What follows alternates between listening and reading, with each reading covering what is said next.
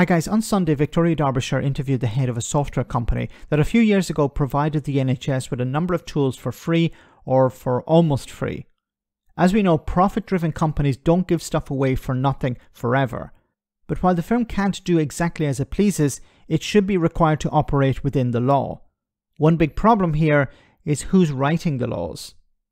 The Technology Secretary, Michelle Donelan, was asked if her government would sell on people's private data, and she couldn't answer the question. Have a listen. You called it an untapped resource. I asked Alex Karp if his company would ever be in a position to sell on this data. He said it would never be, it's not in his gift. He said it will be down to you. Will you sell on NHS patients' data? Look, we have some of the world's leading data protection laws. In fact, we've got a bill passing through Parliament. So what's the answer to the question then? No, we're not in the business of damaging people's privacy or rights to data protection. So I'm not going to get into some hypothetical, but what I can tell you... It's really important because people won't sign up for it. People will want to opt out of it if you can't guarantee them on behalf of the government that you won't sell on their private data in the future. We're not going to start selling on people's private data, of course not, without their consent. What we're talking about here is enabling us to utilise the data around the NHS to tackle some of the biggest diseases that people are facing so that they can live healthier, longer, happier lives. I think it's really important that we don't scare the British public when actually we have the opportunity here to grip some of these risks and transform our NHS. Yes, because the Tories care about the NHS and the Tories care about the health and well-being of the public. Okay, there are a few problems with this interview. First of all, she talked about how the UK has the strongest data protections in the world. But as I said, there's a bit of a problem with that.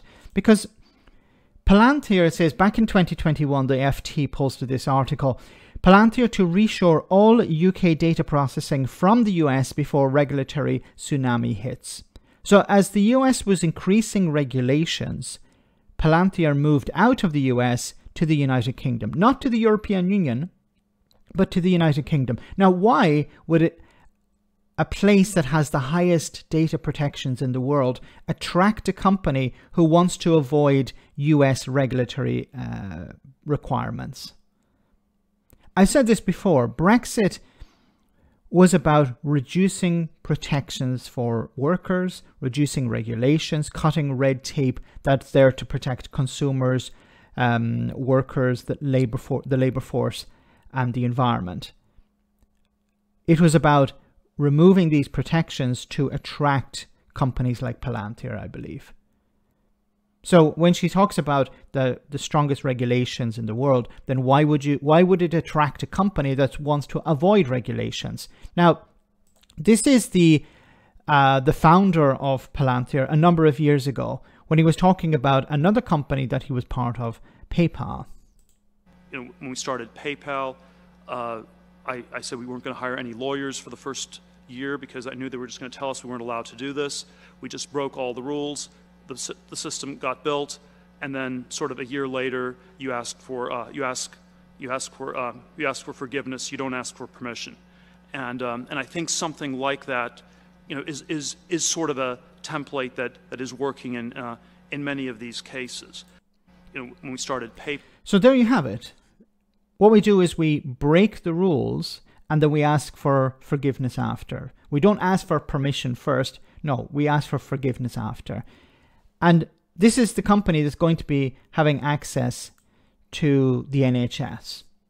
So what's to stop them from, well, breaking the rules, even if there are very few rules being put in place, because obviously the Tories post-Brexit are not interested in strong regulation. They believe in small government. So even if the company does break the rules, what sort of punishment will they face? And also, because they will be probably the only company providing some of these tools, the UK government will be in no position to get rid of them. This is a disaster waiting to happen. Let me know in the comment section, guys, what you think. As always, your comments are greatly appreciated. Thanks a lot.